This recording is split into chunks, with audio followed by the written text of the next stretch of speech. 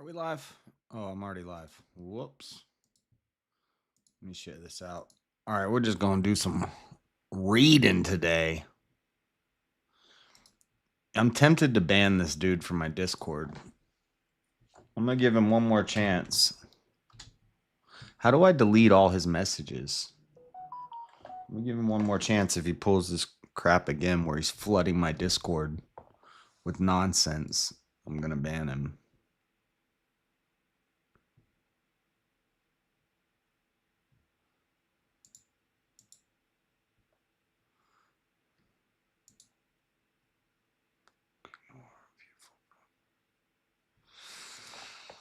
All right.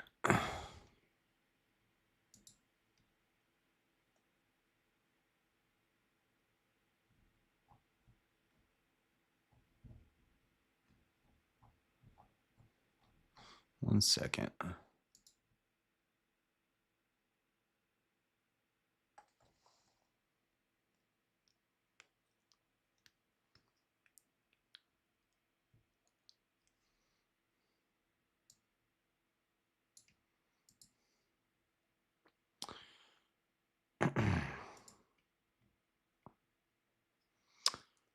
What up, Church? What up, Shiva? Church of Four. You missed it. Yesterday was your favorite chapter. Or maybe the day before. Oh, yeah, it was the day before yesterday. We read about the Amalekites.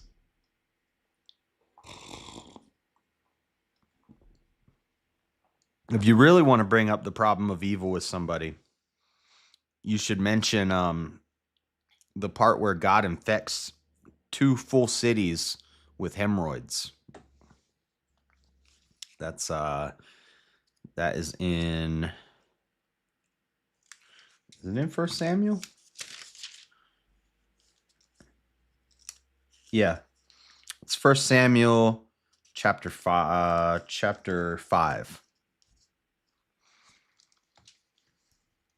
I'm feeling really rough, so I'm missing quite a bit. Yeah, read 1 Samuel chapter 5. That's a wild one. All right, we're just going to get right into this because I only read like 3 chapters yesterday because we spent a lot of time looking into the... And I watched more videos on that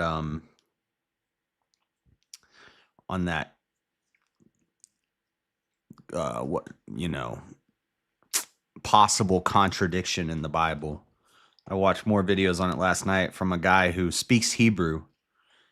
And he said all the same things inspiring philosophy said, but he explained it more in depth about how the et and the ahi meaning brother of, et meaning a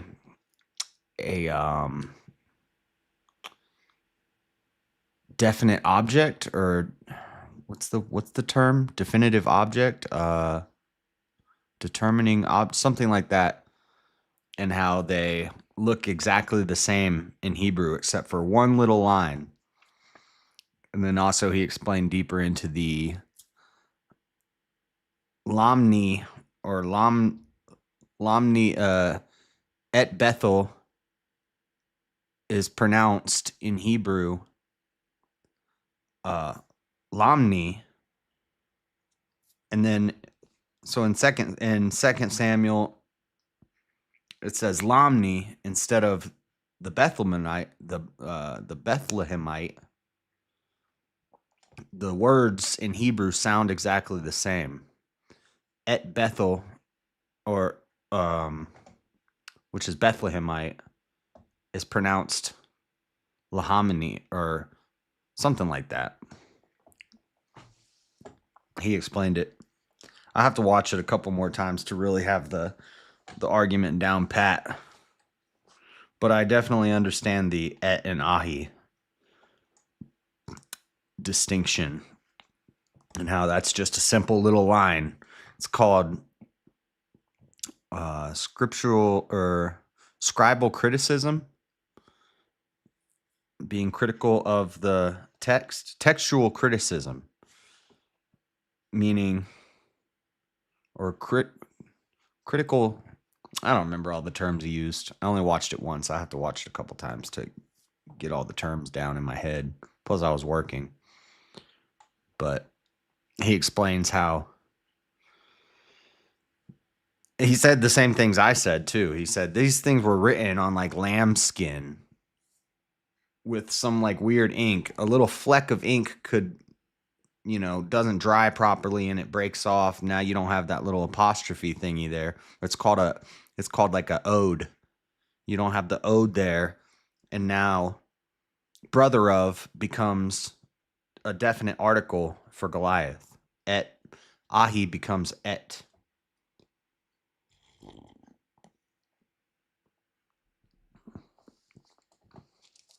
And that's why one verse says brother of, and one verse doesn't. Or David killed Goliath, and then Elhanan killed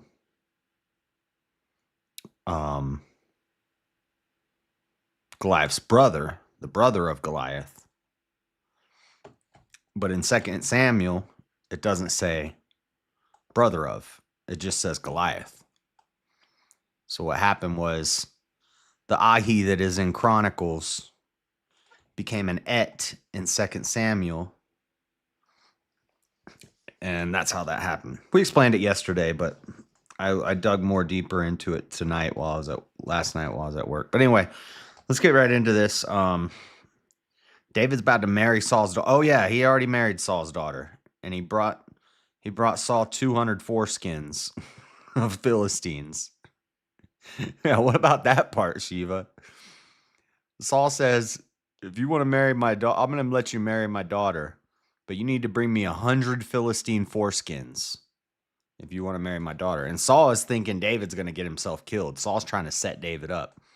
And David says, all right, I'll be right back, Saul. And he runs out and he comes back with 200 Philistine foreskins. Oh, he gonna marry Mithra. Is that her name? Michal.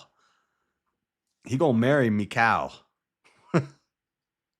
Or Michal, however you say it. Right, chapter 19. And Saul spake to Jonathan his son and to all his servants that they should kill David.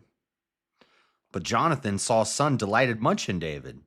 And Jonathan told David, saying, Saul my father seeketh to kill thee. Now therefore I pray thee, take heed to thyself until the morning, and abide in a secret place, and hide thyself. And I will go out and stand beside my father in the field where thou art, and I will commune with my father of thee. And what I see, that I will tell thee. And Jonathan spake good of David unto Saul his father, and said unto him, let not the king sin against his servant, against David, because he hath not sinned against thee, and because his works have been to thee word very good. For he did put his life in his hand, and slew the Philistine, and the Lord wrought a great salvation for all Israel. Thou sawest it, and didst rejoice.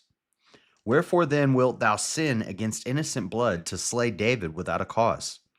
And Saul hearkened unto the voice of Jonathan, and Saul sware, as the Lord liveth, he shall not be slain. Well, Saul's about to, you don't swear on the Lord and lie. And Jonathan called David, and Jonathan showed him all those things. And Jonathan brought David to Saul, and he was in his presence as in times past. And there was war again, and David went out and fought with the Philistines and slew them with a great slaughter, and they fled from him. Yeah, because they knew he was going to start taking foreskins. Yeah, I'm going to flee too. This dude takes foreskins. Get out of here. I don't want to fight him. And the evil spirit from the Lord was upon Saul, as he sat in his house with his javelin in his hand, and David played with his hand. He's playing an instrument, Shiva. And Saul sought to smite David even to the wall with the javelin. But he slipped away out of Saul's presence, and he smote the javelin into the wall, and David fled and escaped that night. So Saul's freaking lying to the Lord. He swore to the Lord, and he lied. What version of the Bible do you use? This is a King James, but I have a bunch.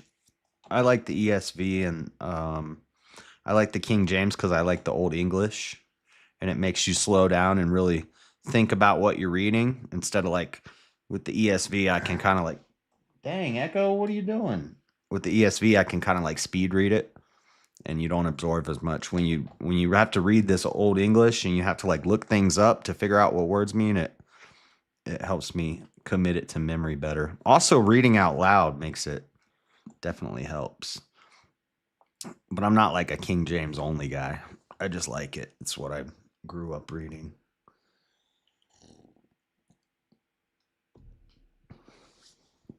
Saul also sent messengers unto David's house to watch him and to slay him in the morning.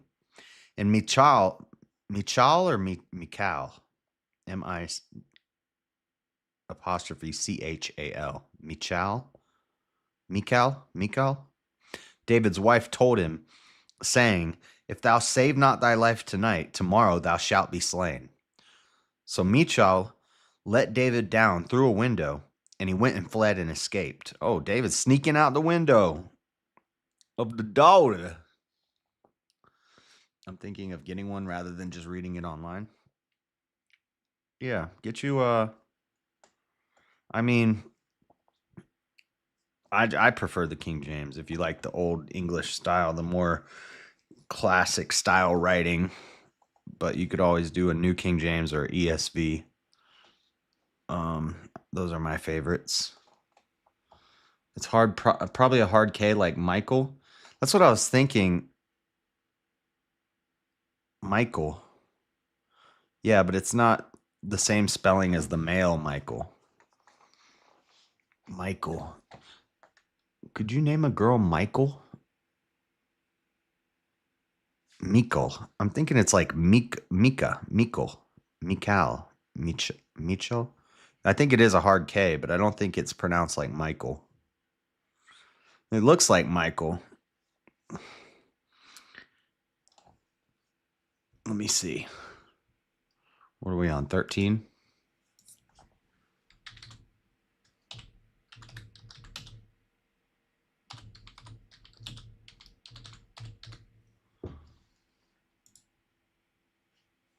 No, not Michael. Mikal.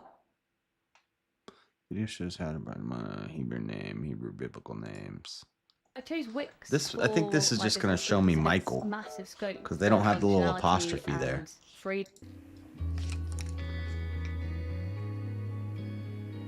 Alright, I don't want We are looking at how to pronounce this name as well as how to say more interesting Hebrew names, so make sure to stay tuned and consider subscribing. How do you say it? Michal. Michal. Pretty straightforward. Once you know, Michal is how it is said in Hebrew. Michal. And now you know. You gotta hawk a little. You gotta do a little Hebrew hawk. Michal. Michaela. It's Michal. Okay. And Michal took an image and laid it in the bed and put a pillow of goat's hair for his bolster, and covered it with a cloth. And when Saul sent messengers to take David, she said, he is sick. Oh, so I used to do that when I would sneak out of the window. And so she stuffed a bunch of stuff under the blanket and used some goat hair sticking out to make it look like David was sleeping under the blankets. But why is that? Saul's trying to kill David. Why is that going to stop him? And Saul sent the messengers again to see David, saying, bring him up to me in the bed, that I may slay him. If he's sick in bed, that would be the perfect time to slay him. Saul's not very bright. And when the messengers were come in, behold, there was an image in the bed with a pillow of goat's hair for his bolster. And Saul said unto Michal, why hast thou deceived me so, and sent away mine enemy that he is escaped? And Michal answered Saul, he said unto me, let me go. Why should I kill thee? So David fled and escaped and came to Samuel to Ramah and told him all that Saul had done to him. Snitch. And, I'm kidding. That's a joke. David's based. And he and Samuel went and dealt in Naioth. And it was told Saul, saying, Behold, David is at Naioth in Ramah. And Saul sent messengers to take David. And when they saw the company of the prophets prophesying, and Samuel standing as appointed over them, the Spirit of God was upon the messengers of Saul, and they also prophesied. And when it was told Saul, he sent other messengers, and they prophesied likewise. And Saul sent messengers again the third time, and they prophesied also. Then went he also to Ramah, and came to a great well that is in Sechu. And he asked and said, I guess if that little apostrophe and then a CH, it'd be Sechu. And he asked and said, Where are Samuel and David? And one said, Behold, they be at Naioth in Ramah. And he went thither to Naioth in Ramah, and the Spirit of God was upon him also. And he went on and prophesied until he came to Naioth in Ramah. And he stripped off his clothes also, and prophesied before Samuel in like manner, and lay down naked all that day and all that night. Wherefore they say, Is Saul also among the prophets? He naked. Just ordered an ESV Bible. Yeah, I like the ESV. Should have got a King James, though.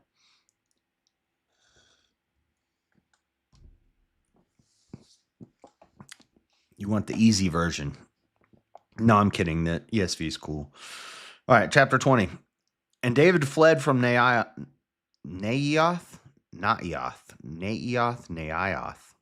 in Ramah, and came and said before Jonathan, What have I done? What is mine iniquity? And what is my sin before thy father, that he seeketh my life? And he said unto him, God forbid, thou shalt not die. Behold, my father will do nothing either great or small, but that he will show it to me. And why should my father hide this thing from me? It is not so. And David sware moreover and said, Thy father certainly knoweth that I have found grace. I'm betting it's going to say in the eyes of the Lord. In thine eyes. Oh, in Jonathan's eyes. I found grace in thine eyes.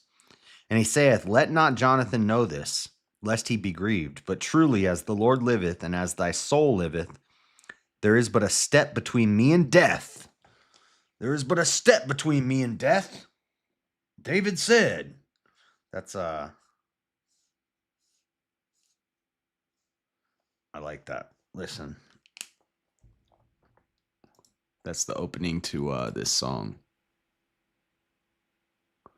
Wait, what's the song?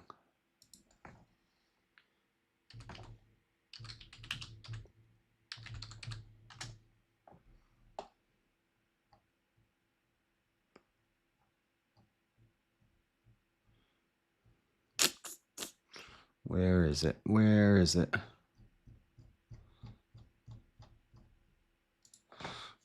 I forget what the song's called that I'm thinking of. Oh, Division. This one. Welcome to the Of course, there's going to be an ad. I'm just going to play the intro. To our museum.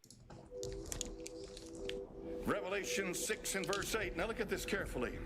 And I looked, and behold, a pale horse. And his name that sat on him was Death. Note carefully. And hell followed with him.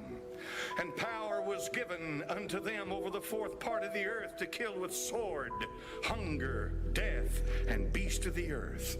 There's a famine coming. Hard times are coming. Right now is just the beginning of sorrows. It's the grace of God. It's God being merciful and long-suffering to us. This is not. God. He's trying to wake people up. To bring the peace, boy. He can't bring the bitch. What you know about the... I can see him coming in the distance. I think it's at the end, actually. Hey, what you know about the mission?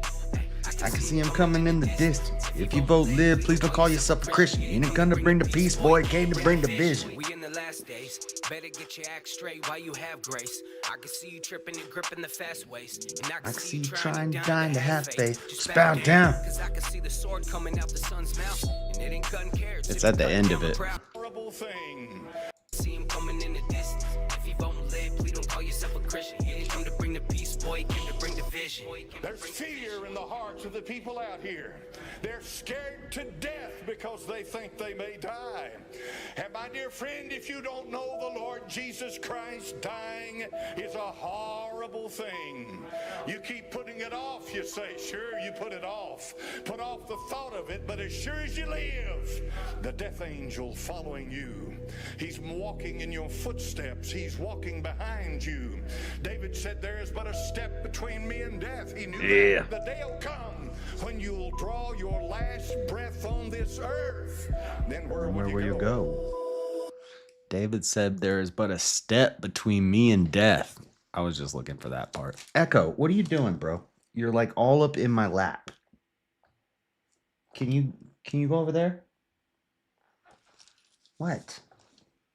I already took you outside. I already gave you a treat. You just want pets? We're gonna lay down soon. Go over there. Go over there. You're up in my junk, bro. Go over there. Echo, go over there. Lay down. Oh boy. Butthead. It's like all up in my crotch. What the? Ah! Sorry. Feedback. Got the headphones too close to the microphone with the volume too high. Okay.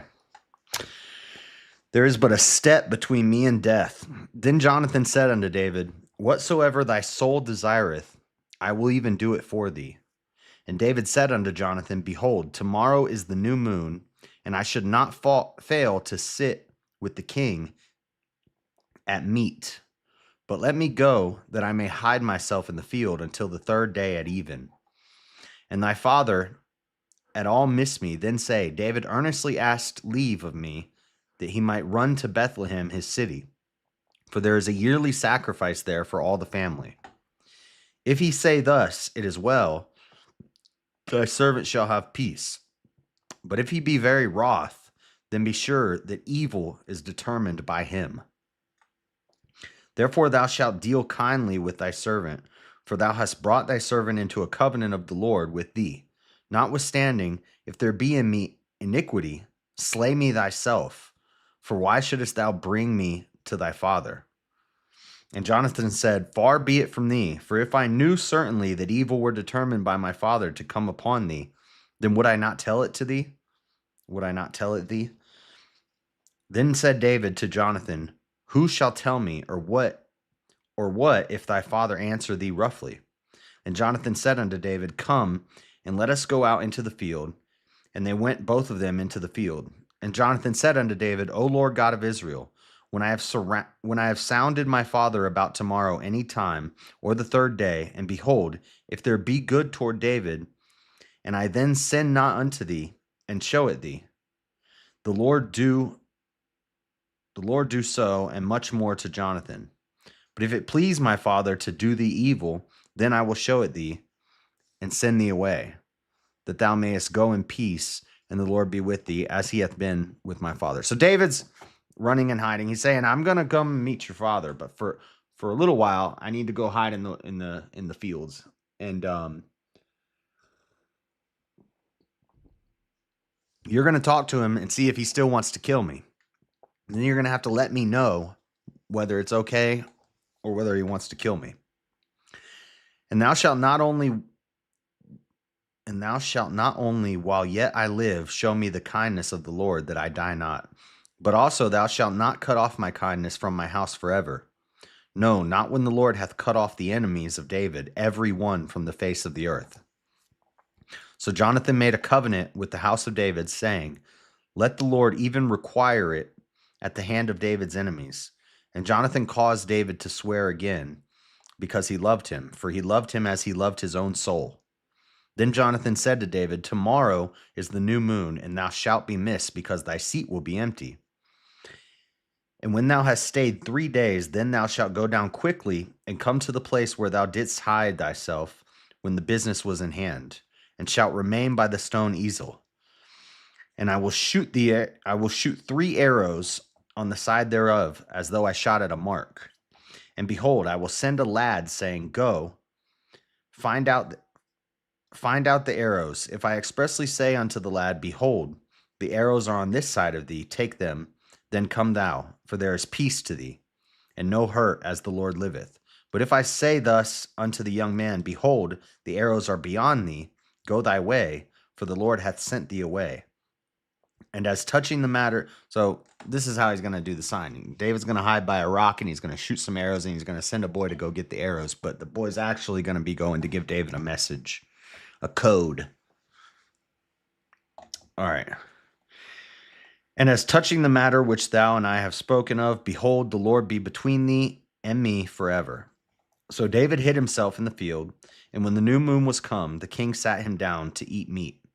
And the king sat upon his seat, as at other times, even upon a seat by the wall. And Jonathan arose, and Abner sat by Saul's side, and David's place was empty. Nevertheless, Saul spake not anything that day, for he thought, Something hath befallen him. He is not clean. Surely he is not clean. And it came to pass on the morrow, which was the 2nd day of the month, that David's place was empty.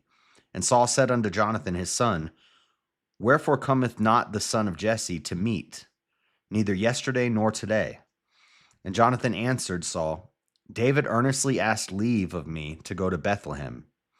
And he said, Let me go, I pray thee, for our family hath a sacrifice in the city, and my brother, he hath commanded me to be there. And now if I have found favor in thine eyes, let me get away, I pray thee, and see my brethren. Therefore he cometh not unto the king's table. Then Saul's anger was kindled against Jonathan, and he said unto him, Thou son of the perverse, rebellious woman, do not I know that thou hast chosen the son of Jesse to thine own confusion, and unto the confusion of thy mother's nakedness? For as long as the son of Jesse liveth upon the ground, thou shalt not be established, nor thy kingdom. Wherefore now send and fetch him unto me, for he shall surely die. He's going to kill David's dad, because he thinks David is with his dad.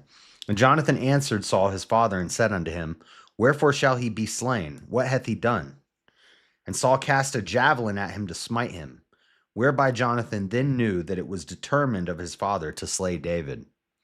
So Jonathan arose from the table in fierce anger, and did eat no meat the 2nd day of the month, for he was grieved for David, because his father had done him shame. And it came to pass in the morning that Jonathan went out into the field at the time appointed with David, and a little lad with him. And he said unto his lad, Run, find out now the arrows which I shoot. And as the lad ran, he shot an arrow beyond him. And when the lad was come to the place of the arrow which Jonathan had shot, Jonathan cried after the lad and said, Is not the arrow beyond thee? And Jonathan cried after the lad, Make speed, haste, stay not. And Jonathan's lad gathered up the arrows and came to his master. But the lad knew not anything, only Jonathan and David knew the matter. And Jonathan gave his artillery unto his lad, and said unto him, Go, carry them to the city. And as soon as the lad was gone, David arose out of a place toward the south, and fell on his face to the ground, and bowed himself 3 times. And they kissed one another, and wept one with another, until David exceeded. And Jonathan said to David, Go in peace, for as much as we have sworn both of us in the name of the Lord, saying, The Lord be between me and thee, and between my seed and thy seed forever. And he rose and departed, and Jonathan went into the city. So Saul still wants to kill David. Jonathan figured out the plan, signaled it to David, and then he said goodbye to David.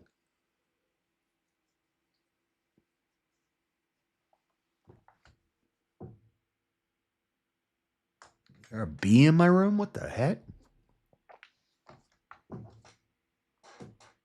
A loud buzzing over by my window. Sounds like a giant bee. What the? Okay. All right, we're on chapter 21. We got to catch up to where we should be today, which is 25. Then came David to Nob, to Abimelech the priest. And Abimelech was afraid at the meeting of David, and said unto him, Why art thou alone, and no man with thee? And David said unto Abimelech the priest, The king hath commanded me a business, and hath said unto me, Let no man know anything of the business whereabout I send thee. and what I have commanded thee. And I have appointed my servants to such and such a place. Now therefore, what is under thine hand? Give me 5 loaves of bread in mine hand, or what there is present. And the priest answered David and said, There is no common bread under mine hand, but there is hallowed bread. If the young men have kept themselves at least from women. If the young men have kept themselves at least from women. Hallowed bread. So the hallowed bread's only for the celibate men, or the eunuchs, or the priests. And David answered the priest and said unto him, Of a truth, women have been kept from us about these 3 days, since I came out. And the vessels of the young men are holy, and the bread is in a manner common. Yea, though it were sanctified this day in the vessel. So the priest gave him hallowed bread, for there was no bread there but the showbread. That was taken from the showbread that was taken from before the Lord, to put hot bread in the day when it was taken away. Who was talking to me about the showbread? They're like, do you even know what the showbread is? And I said, yeah, it's the bread. It's the hallowed bread from the priests, or from the for the sacrifices. The showbread was around before the Last Supper. I don't know why they were bringing that up in relation to the Eucharist, but now a certain man of the servants of Saul was there that day, detained before the Lord, and his name was Doeg. His name was Doeg and Edomite, the chiefest of the herdsmen that belonged to Saul. And David said unto Abimelech, And is there not here under thine hand spear or sword? For I have neither brought my sword nor my weapons with me, because the king's business required haste. And the priest said, The sword of Goliath the Philistine, whom thou slewest in the valley of Elah, behold, it is here wrapped in a cloth behind the ephod.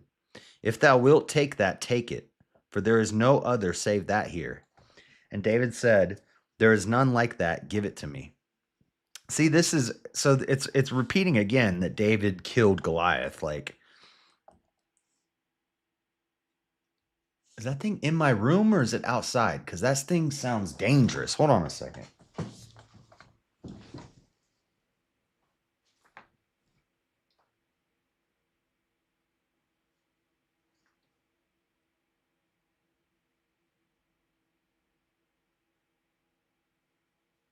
What the?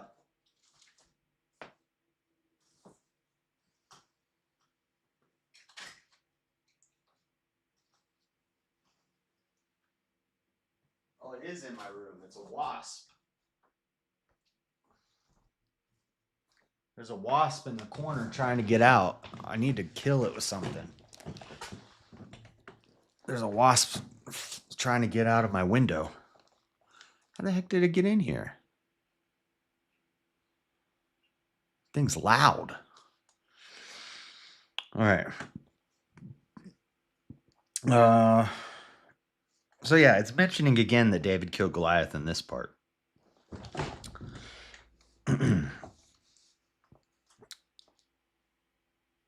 If that thing flies over near me, I'm gonna have to mark it. All right.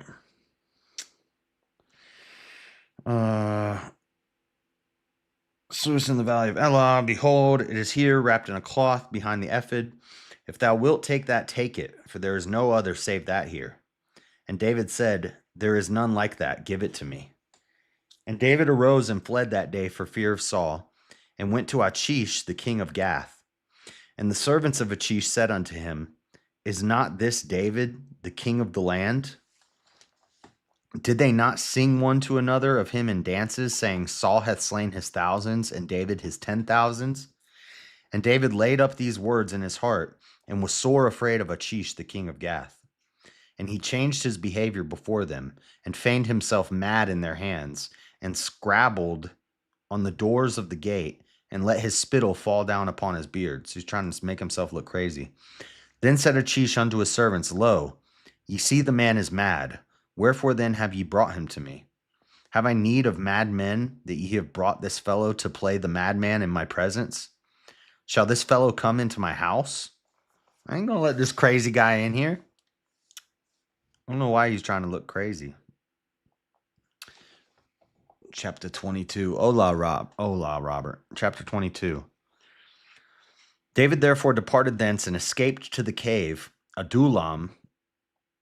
And when his brethren and all his father's house heard it, they went down thither to him. And everyone that was in distress, and everyone that was in debt, and everyone that was discontented, gathered themselves unto him. And he became a captain over them. And there were with him about 400 men. And David went thence to Mizpeh of Moab. And he said unto the king of Moab, Let my father and my mother, I pray thee, come forth and be with you, till I know what God will do for me. And he brought them before the king of Moab, and they dealt with him all the while that David was in the hold. And the prophet Gad said unto David, Gad is one of Samuel's scribes. And the prophet Gad said unto David, Abide not in the hold, depart, and get thee into the land of Judah. Then David departed and came into the forest of Hareth. When Saul heard that David was discovered, and the men that were with him, now Saul abode in Gibeah under a tree in Ramah, having his spear in his hand, and all his servants were standing about him. Then Saul said unto his servants that stood about him, Hear now, ye Benjamites, will the son of Jesse give every one of you fields and vineyards, and make you all captains of thousands and captains of hundreds? That all of you have conspired against me, and there is none that showeth me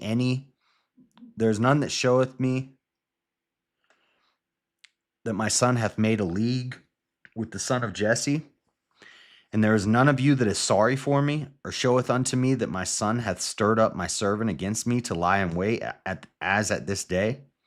Then answered Doeg the Edomite, which was set over the servants of Saul, and said, I saw the son of Jesse coming to Nob, to Abimelech, the son of Ahitub. And he inquired of the Lord for him, and gave him victuals, and gave him the sword of Goliath the Philistine. Then the king sent to call to Abimelech the priest, the son of Ahitub, and all his father's house, and the priests that were in Nob, and they came all of them to the king. And Saul said, Hear now, thou son of Ahitub. And he answered, Here I am, my lord. And Saul said unto him, Why have ye conspired against me, thou and the son of Jesse, and that thou hast given him bread and a sword, and hast inquired of God for him, that he should rise against me to lie in wait, as at this day? Then Abimelech answered the king and said, And who is so faithful among all thy servants as David, which is the king's son-in-law, and goeth at thy bidding, and is honorable in thine house? Abimelech, what do you want to kill David so bad, Saul? David's like a good guy. He's a really nice guy. You're acting like a real jerk, Saul. Did I then begin to inquire of God for him? Be it far from me. Let not the king impute anything unto his servant, nor to all the house of my father, for thy servant knew nothing of all this, less or more. Like, I didn't know. I did my jobs as a priest. I didn't know that you had problems with David. And the king said, Thou shalt surely die, Abimelech, thou and all thy father's house. And the king said unto the footmen that stood about him, Turn and slay the priests of the Lord, because their hand also is with David, and because they knew when he fled and did not show it to me. But the servants of the king would not put forth their hand to fall upon the priests of the Lord. And the king said to Doeg, Turn thou and fall upon the priests. And Doeg the Edomite turned, and he fell upon the priests, and slew on that day 85 persons that did wear a linen ephod. So he killed 85 priests. Doeg's a real jerk. Even Saul's soldiers wouldn't do it, but this Doeg guy killed 85 priests that day. And Nob, the city of the priests, smote he with the edge of the sword, both men and women, children and sucklings, and oxen and asses, and sheep with the edge of the sword. And one of the sons of Abimelech, the son of Ahitub, named Abiathar, escaped and fled after David. And Abiathar showed David that Saul had slain the Lord's priests. And David said unto Abiathar, I knew it that day when Doeg the Edomite was there, that he would surely tell Saul, I have occasioned the death of all the persons of thy father's house. Abide thou with me, fear not, for he that seeketh my life seeketh thy life. But with me thou shalt be in safeguard.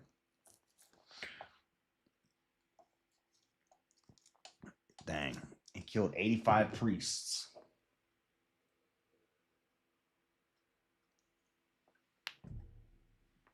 No bueno. No bueno. All right, chapter 23. Then they told David, saying, Behold, the Philistines fight against Keilah, and they rob the threshing floors. Therefore David inquired of the Lord, saying, Shall I go and smite these Philistines? And the Lord said unto David, Go and smite the Philistines, and save Keilah. And David's men said unto him, Behold, we are afraid here in Judah. How much more than if we come to Keilah against the armies of the Philistines? Then David inquired of the Lord yet again, and the Lord answered him and said, Arise, go down to Keilah, for I will deliver the Philistines into thine hand. So David and his men went to Keilah and fought with the Philistines, and brought away their cattle, and smote them with a great slaughter. So David saved the inhabitants of Keilah. And it came to pass, when Abiathar the son of Abimelech fled to David to Keilah, that he came down with an ephod in his hand. And it was told Saul that David was come to Keilah, and Saul said, God hath delivered him into mine hand, for he is shut in by entering into a town that hath gates and bars. And Saul called all the people together to war, to go down to Keilah to besiege David and his men. And David knew that Saul secretly practiced mischief against him, and he said to Abiathar the priest, Bring hither the ephod. Then said David, O Lord God of Israel, thy servant hath certainly heard that Saul seeketh to come to Keilah to destroy the city for my sake. Will the men of Keilah deliver me up into his hand? Will Saul come down as thy servant hath heard? O Lord God of Israel, I beseech thee, tell thy servant. And the Lord said, He will come down. Then said David, Will the men of Keilah deliver me and my men into the hand of Saul? And the Lord said, They will deliver thee up. Then David and his men, which were about 600, arose and departed out of Keilah, and went whithersoever they could go. And it was told Saul that David was escaped from Keilah, and he forbare to go forth. And David abode in the wilderness in strongholds, and remained in a mountain in the wilderness of Ziph. And Saul sought him every day, but God delivered him not into his hand. God delivered him not into his hand. And David saw that Saul was come out to seek his life, and David was in the wilderness of Ziph in a wood. And Jonathan, Saul's son, arose and went to David into the wood, and strengthened his hand in God. And he said unto him, Fear not, for the hand of Saul my father shall not find thee, and thou shalt be king over Israel, and I shall be next unto thee, and that also Saul my father knoweth. And they two made a covenant before the Lord, and David abode in the wood, and Jonathan went to his house. Then came up the Ziphites to Saul, to Gibeah, saying, Doth not David hide himself with us in strongholds in the wood, in the hill of Hachilah, which is on the south side, Jeshimon, on the south of Jeshimon? Now therefore, O king, come down according to all the desires of thy soul to come down, and our part shall be to deliver him into the king's hand. And Saul said, Blessed be ye of the Lord, for ye have compassion on me. Go, I pray you, prepare yet, and know and see his place where his haunt is. And who has seen him there? For it is told me that he dealeth very subtly.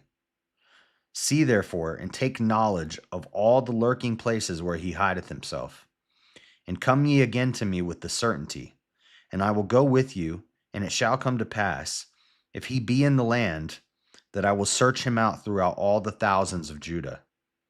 And they arose and went to Ziph before Saul, but David and his men were in the wilderness of Maon, in the plain of the south of in the plain on the south of Jeshimon. Saul also and his men went to seek him, and they told David, wherefore he came down into a rock and abode in the wilderness of Maon. And when Saul heard that, he pursued after David in the wilderness of Maon. And Saul went on this side of the mountain, and David and his men on that side of the mountain. And David made haste to get away for fear of Saul. For Saul and his men compassed David and his men round about to take them. But there came a messenger unto Saul, saying, Haste thee, and come, for the Philistines have invaded the land. Wherefore Saul returned from pursuing after David, and went against the Philistines. Therefore they called that place Selahama Lakoth.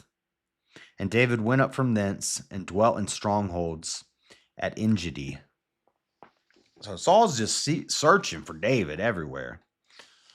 And then just when he's about to find him, the Philistines attack. So Saul's got to go deal with that. We'll read one more chapter. It's only 11:20, but I'd like to get some good sleep tonight. So we're just going to read this one more chapter and wrap it up. Wrap it up. Chapter 24, David spares Saul's life. Look how merciful David is. Chapter 24. And it came to pass when Saul was returned from following the Philistines, that it was told him, saying, Behold, David is in the wilderness of Engedi. Oh, they got the new pope? Did they decide on it?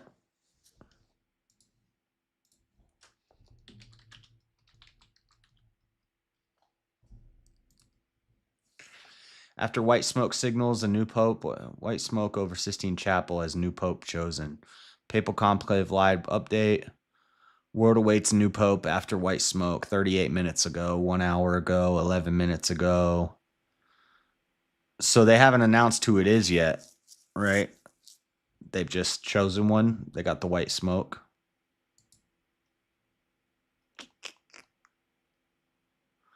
A new pope has been named. White smoke pours from the Vatican.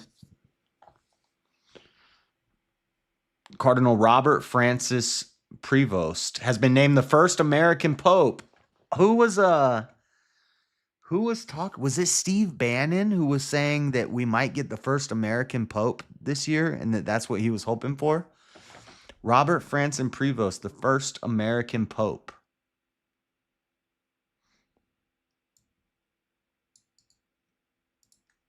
Is he the... Let's see. Is this guy based?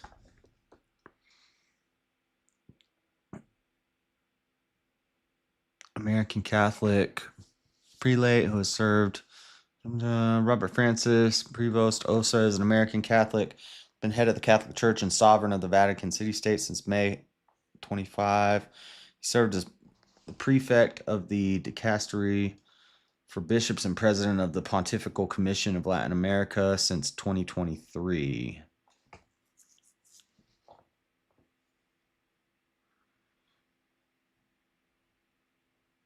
Is he more traditional or is he more progressive Catholic?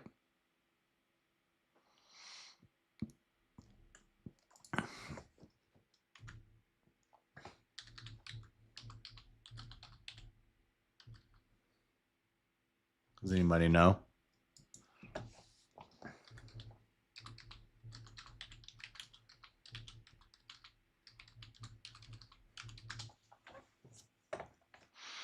Generally viewed as a centrist, but with progressive leanings on social issues, particularly those related to the marginalized. Wow.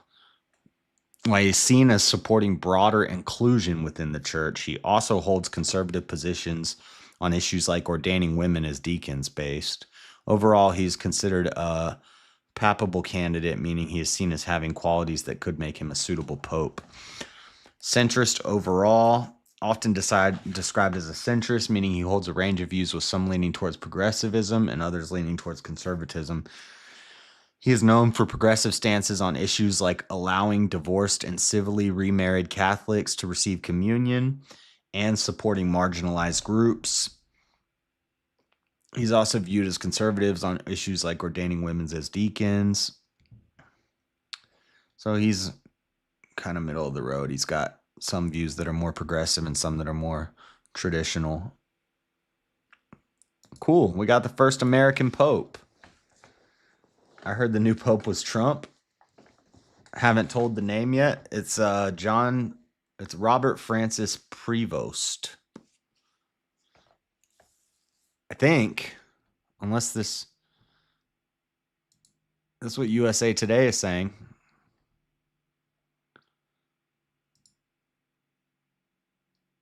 Yeah, everybody's saying it. Robert Prevost. Cardinal Robert Francis Prevost.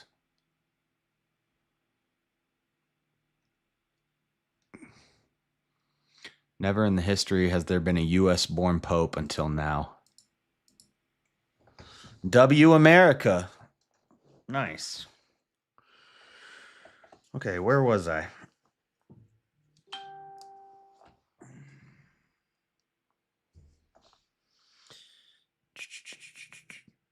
Behold, then Saul took 3,000 chosen men out of all Israel and went to seek David and his men upon the rocks of the wild goats.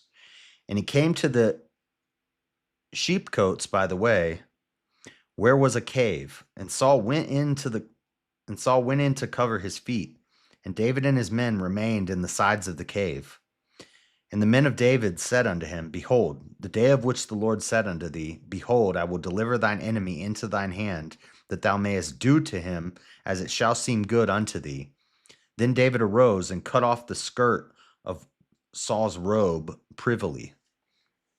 And it came to pass afterward that David's heart smote him, because he had cut off Saul's skirt. And he said unto his men, The Lord forbid that I should do this thing unto my master, the Lord's anointed, to stretch forth mine hand against him, seeing he is the anointed of the Lord. So David stayed his servants with these words, and suffered them not to rise against Saul. But Saul rose up out of the cave and went on his way. David also, so they're hiding in the shadows, and Saul walks in a cave to, cool down, get out of the sunlight for a little while. And they're hiding in the shadows. And I guess David cuts his skirt, the hem of his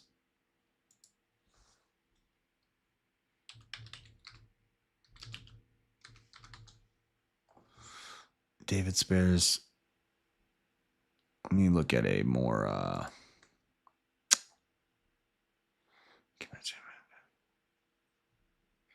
David's conscience stricken for having cut off a corner of his robe.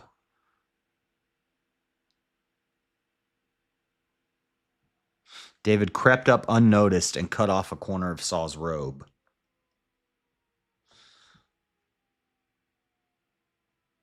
Afterward, David was conscience stricken for having cut off a corner of his robe. He said to his men, The Lord forbid that I should do such a thing to his master, the Lord's anointed. With these words, David sharply rebuked his men and did not allow them to attack Saul. And Saul left the cave and went on his way. David also arose afterward and went out of the cave and cried after Saul, saying, My Lord, the king. And when Saul looked behind him, David stooped with his face to the earth and bowed himself. And David said to Saul, Wherefore hearest thou men's words, saying, Behold, David seeketh thy hurt? Behold, this day thine eyes have seen how that the Lord had delivered thee today into mine hand in the cave, and some bade me kill thee, but mine eyes spared thee. And I said, I will not put forth mine hand against my Lord, for he is the Lord's anointed. Moreover, my father, see the skirt of thy robe in my hand. For in that I cut off the skirt of thy robe, and killed thee not. Know thou and see that there is neither evil nor transgression in mine hand, and I have not sinned against thee. Yet thou huntest my soul to take it. He's saying, look, I got the corner of your robe. I cut off a piece of your robe in the dark in the cave. You didn't even know I was there. I could have murked you, Saul, but I didn't. Because God chose you to be king. I'm your son-in-law, and I respect you. They wanted me to kill you. You were delivered into my hand. I could have cut your head off. Here's proof. I got the corner of your robe. Why are you hunting me? The Lord judge between me and thee, and the Lord avenge me of thee, but mine hand shall not be upon thee. As saith the proverb of the ancients, wickedness proceedeth from the wicked, but mine hand shall not be upon thee.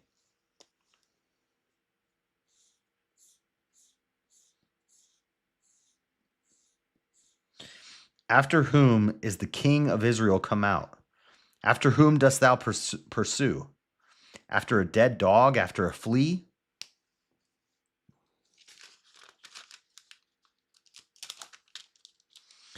The Lord therefore be judge and judge between me and thee. The Lord therefore be judge and judge between me and thee, and see and plead my cause, and deliver me out of thine hand. And it came to pass, when David had made an end of speaking these words unto Saul, that Saul said, Is this thy voice, my son David? And Saul lifted up his voice and wept. And he said to David, Thou art more righteous than I, for thou hast rewarded me good, whereas I have rewarded thee evil. And thou hast showed this day how that thou hast dealt well with me. For as much as when the Lord had delivered me into thine hand, thou killedst me not. For if a man find his enemy, will he let him go well away? Wherefore the Lord reward thee good, for that thou hast done unto me this day. And now behold, I know well that thou shalt surely be king, and that the kingdom of Israel shall be established in thine hand. Swear now therefore unto me by the Lord, that thou wilt not cut off my seed after me, and that thou wilt not destroy my name out of my father's house. And David sware unto Saul, and Saul went home, but David and his men gat them up unto the hold. Nice. So for now, it's not going to last long. Dude, David's going to marry somebody else too. So he's married to Michal. He's going to marry Abigail. He's going to spare Saul's life again.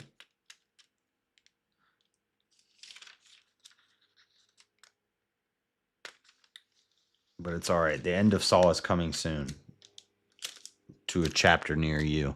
I think I might read one more chapter just so that, because there's 31 books in Samuel. So the next time we do this, we're going to finish up 1 Samuel. David defeats the Amalekites. I thought David already defeated the Amalekites. See, he defeats the Amalekites multiple times. Oh no, Saul defeated the Amalekites. And then David's going to defeat the Amalekites again. So they didn't all die. Well, yeah, because Saul left some of them alive.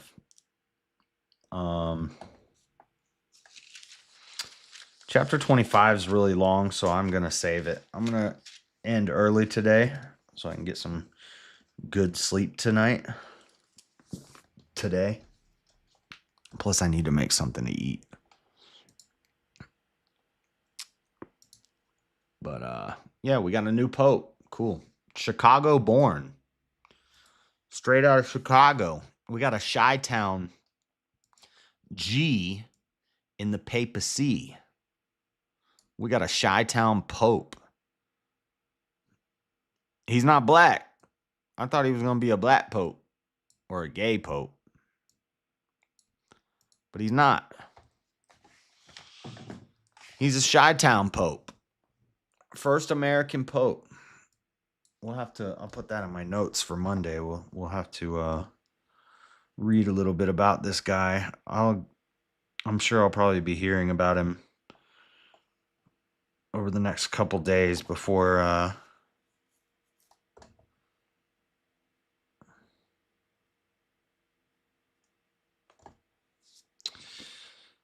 the Monday night show. I want to see